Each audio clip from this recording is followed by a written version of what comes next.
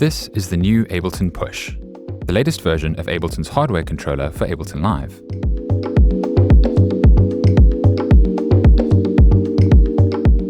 Now, I could talk about all the cool new features, like the almighty jog wheel, the super sensitive MPE-capable pads, the new session view mode on the screen, the ability to create and manage sets right from the push, updated note editing, the new tuner visualization, or the fact that it can work in standalone mode running live directly on the hardware while recording audio and MIDI through the built-in interface. But I don't want to talk about those. I want to talk about workflow. I've been a Push user since shortly after the original Push 1 came out, and I upgraded to Push 2 as soon as it hit the shelves about 7 years ago. So it's safe to say I've had plenty of experience. Push really is about one thing: workflow. In particular, getting you away from a computer and into the flow of making music. Most of us that make music with computers probably spend a good deal of time clicking around with a mouse. Maybe you've got a MIDI controller for playing notes or even adjusting some parameters, but eventually you'll find yourself back at the computer clicking away at something. It's not particularly inspiring. Push solves this problem by putting all of the most essential parts of making music with Ableton Live right at your fingertips, literally. You can create tracks and add instruments and effects. You can play and sequence notes or trigger loops. You can mix and adjust effects, and even take Push on stage to perform your tracks, all without having to touch the mouse or look at your computer screen. It makes for a music-making experience that feels much more engaged, more like working with an instrument than using a computer. Push 1 and 2 were already pretty great for getting away from the computer, but the new Push takes things even further. So let's look at some of the great new features that make getting hands-on even better.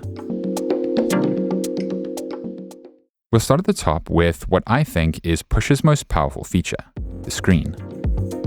While we might be replacing one screen with another, Push's screen is focused on one thing, showing what you need to make music and nothing else.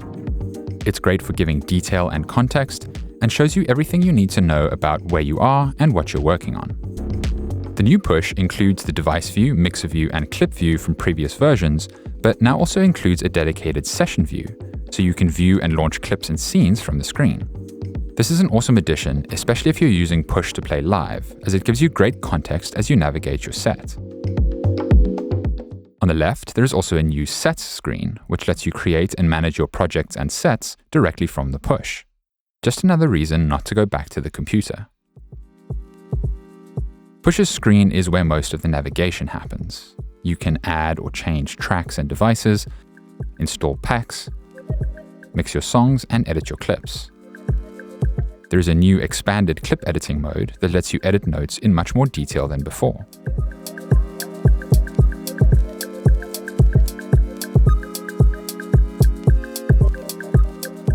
The screen is also where you adjust your instruments and effects, and includes helpful visualizations for many of Live's devices.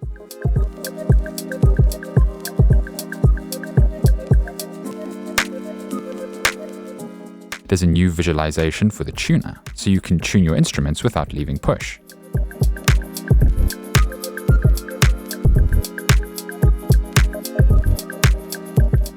To the right of the screen is the almighty jog wheel, new in Push 3.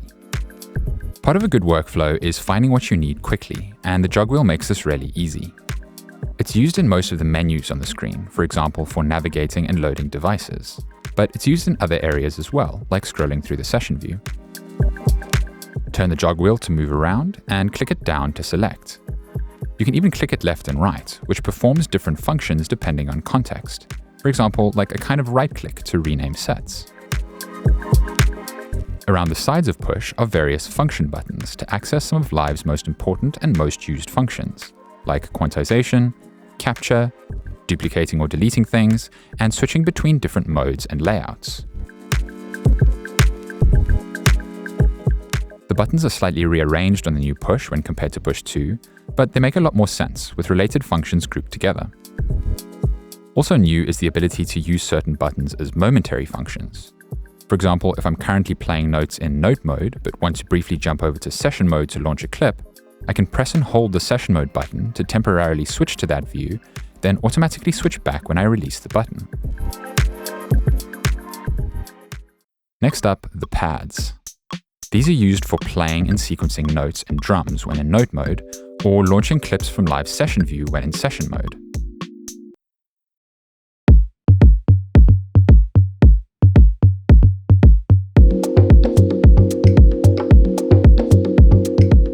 The new pads on Push 3 are really sensitive, and there are plenty of settings to adjust them to your preference. They respond to the subtlest touch and have a great dynamic range, meaning you can get some really expressive playing out of them.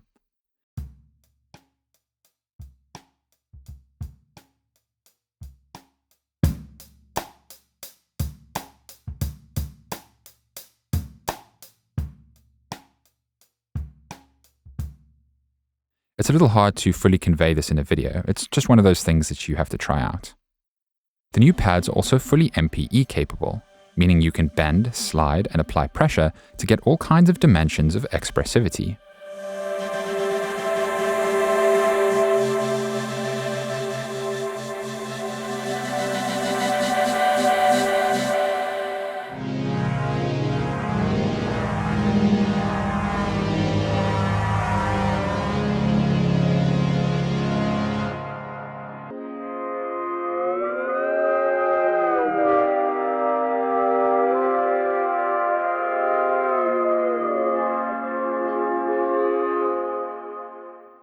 I'd never really explored much of what MPE has to offer because before now, I'd never really played on a controller that felt quite right or was easy enough to use.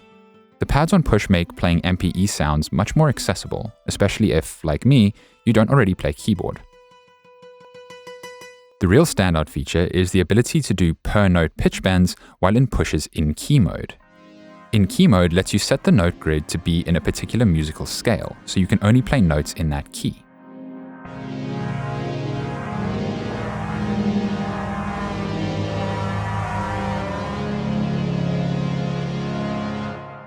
Unlike doing per-note pitch bends on an MPE keyboard, which requires all kinds of finger gymnastics, bending notes or chords on Push is really easy.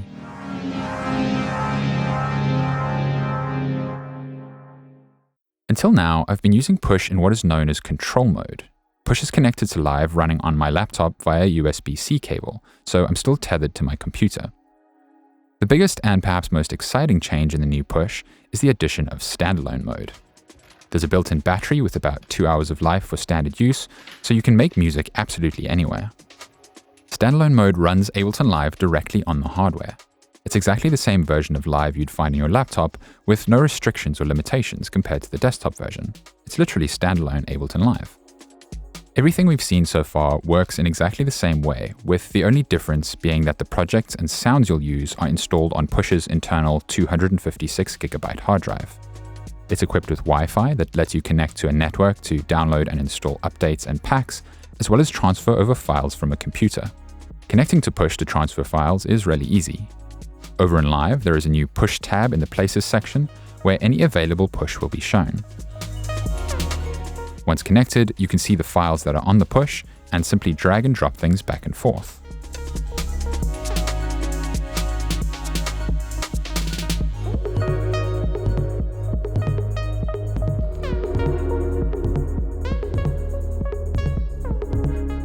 Essential to using Push in standalone mode is the ability to get sounds in and out of the device. So the new Push includes an audio and MIDI interface built right in. There are 2 inputs and up to 4 outputs directly on the hardware, but you can get up to 10 channels of audio in and 12 out when using the ADAT connections. There's MIDI in and out and even a USB input, so you can connect additional MIDI controllers. The 2 pedal inputs, normally used for sustain and trigger pedals, can even be switched to output control voltage, so you can control your modular gear with up to 4 separate channels of CV. The built-in interface is, of course, essential when working in standalone, but also works when Push is in control mode and runs just like any other interface connected to your computer. I began this video talking about workflow, and Push is amazing in that regard. It makes so many aspects of making music with Live more engaging and creative. It's worth noting, though, that Push's workflow is very much focused on Ableton's session view and recording and creating clips there. There are many aspects of Push that still work really well in arrangement view, for example, controlling devices or the mixer or playing notes on the pads, but you'll definitely find yourself going back to the computer to work through the final steps of arranging and finishing your song. This is definitely one part of making music that standalone mode is not yet set up for, but thankfully it's really easy to transfer your project over to your desktop. So Push is really good at the beginning stages of a song, getting you away from the computer and into a zone where creativity can flow. But it's also worth mentioning that Push excels at what is often the final stage of a song, playing it live. You can really easily run full live performances from Push, launching clips in session mode or with the new session mode on the screen, playing notes, or controlling performance effects on the fly.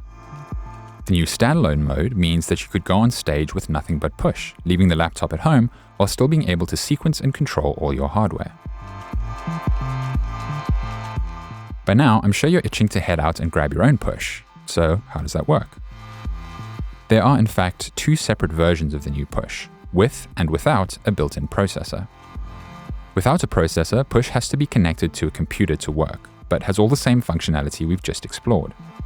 If you want to use Push standalone without a computer, then you'll need to get the version with the processor. Both versions include the built-in interface, so you can still take advantage of all the ins and outs even without the standalone version. Both of these are available exclusively from Ableton.com at about $1,000 for the non-processor and $2,000 for the processor version. These are certainly pretty pricey as far as music gear goes, but having the built-in interface means there's one less thing you'll need to buy for your studio. Ableton is also really stressing that these devices are built to last. I can definitely attest to the build quality of the Push. It's got a really sturdy, hard casing, and the buttons and knobs can easily withstand years of abuse. The Push 2 I got 7 years ago still works perfectly, and that's after having taken it in and out of backpacks, to dusty music festivals, and all around the world. The internal components of the new Push are even upgradable, which means you can get a Push without a processor and buy an upgrade kit to convert to the standalone version at a later stage. This upgradability means that you can even switch out the components in the future, so as the software gets more demanding, the hardware can keep up. Ableton really seems to be planning for this to be a piece of hardware that sticks around for a long time. So to wrap up, if you've ever found yourself distracted or unengaged when making music on your computer, or feel like your workflow just needs a little more flow, then Push is seriously worth checking out. There are so many aspects that I didn't cover, so please feel free to drop questions below, and I'll be happy to share my experience using Push. As always, don't forget to like and subscribe, and head to elephant.io to find more Ableton Live content. Thanks for watching.